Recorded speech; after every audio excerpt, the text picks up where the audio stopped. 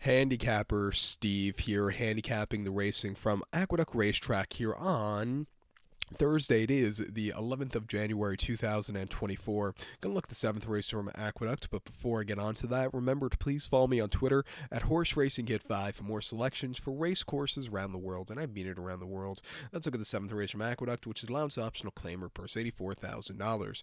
Race for fillies and mares, 4-year-olds and upwards, number 1 18,000 twice. The main claim starter, stable allowance race, which never won 3 races here.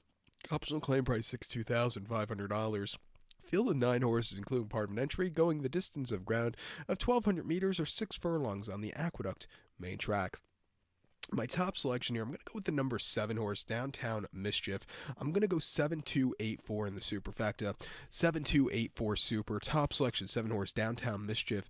This 4-year-old filly by Into the Mischief. Linda Rice trains. Jose Lascano gets the mount.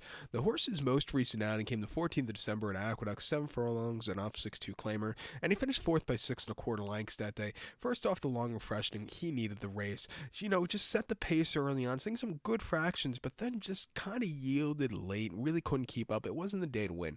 A little lesser spot, cutting back to 6. He isn't going to be in a good spot to get the job done. Has definitely run races, I think, fast enough to get the job done.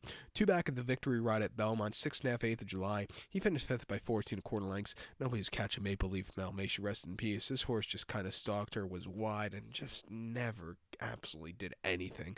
Very, very just subpar race for this horse there. So your head's just, like I said, too high. And the Bowery on Memorial Day at Belmont going 7. He won by a length that day and basically walked home from a tracking trip a little bit wide, but coming up with an 80 buyer flat. That was a very good race there. They tried the horse closing weekend here at Aqueduct last year in the A Mile in the Memories of Silver on the slop, where he finished second by 2 1/4 lengths that day, and she had the lead for a split portion, but then just kind of yielded late. I do think the mile was too long for her, but she wants to sprint. She likes this track. She broke her maiden nearly a year ago this weekend by 7 3/4 lengths. Came back to win an optional 50 in mid-February on the slop nicely over this track, and won the Cicada here in December in March quite nicely.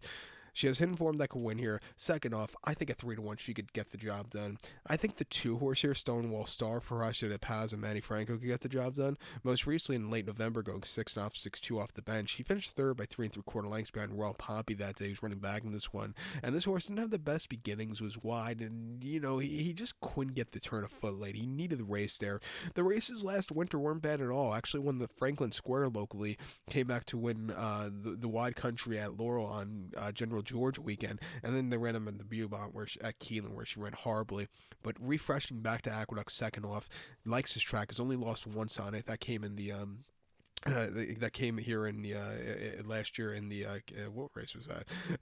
That came last time out, actually. Excuse me, I can't think now. But other than that, she's been pretty perfect here. She could definitely get a job done at 5-2. I know it's not the best price. We'll use her in the late pick 4. But to recap my selection for the 7 from Aqueduct, gonna take the 7 horse, 7 Downtown Mischief. Give kudos to the 2 horse Stonewall Star. 7284 Super, 7-2 in the multi race. So good luck to all. Please follow me on Twitter at Horse Racing Kid 5. Good luck, everybody.